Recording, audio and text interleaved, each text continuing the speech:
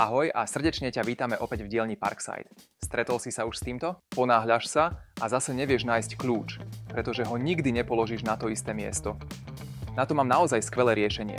Dnes si vlastnoručne postavíme DIY vešiak na kľúče.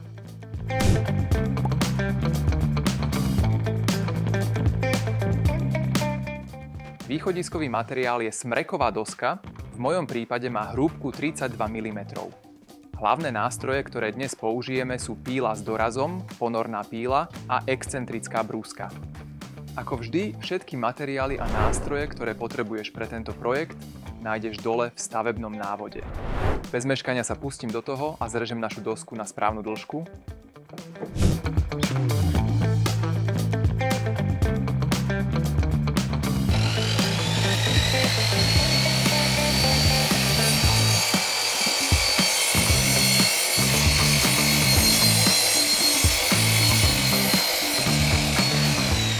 Kratšia z oboch častí je naša nástenná konzola a teraz ju rozdelím a použijem na to ponornú pílu.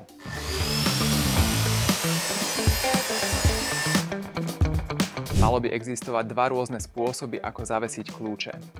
Môžu byť zavesené buď na háku, alebo na štrbine, umiestnenej na prednej hrane. Túto štrbinu teraz orežeme, opäť využijeme ponornú pílu. Hĺbku toho rezu môžem pohodlne nastaviť na hlbokom doraze ponornej píly.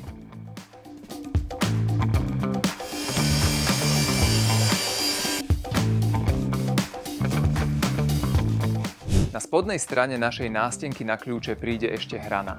Toto môžeš spraviť voliteľne buď ponornou pílou, alebo pomocou hornej frézy. Rozhodol som sa pre hornú frézu a teraz vložím príslušný frézovací nástroj.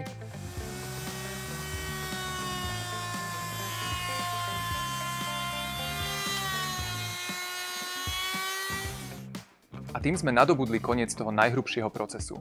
Teraz dôkladne prebrúsime všetky povrchy a hrany, než sa pustíme do nanášania lazúry.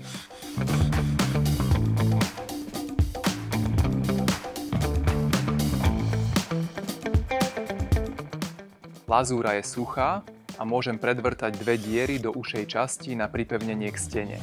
Následne dôkladne oba diely pevne zaskrutkujem k sebe.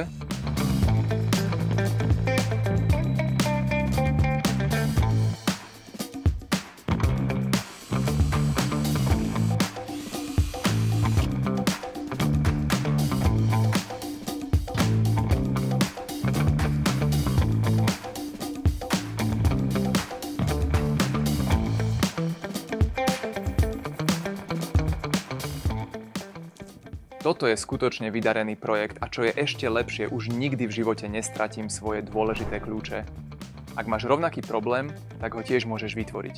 Jednoducho sa pustíš do toho. Máš na to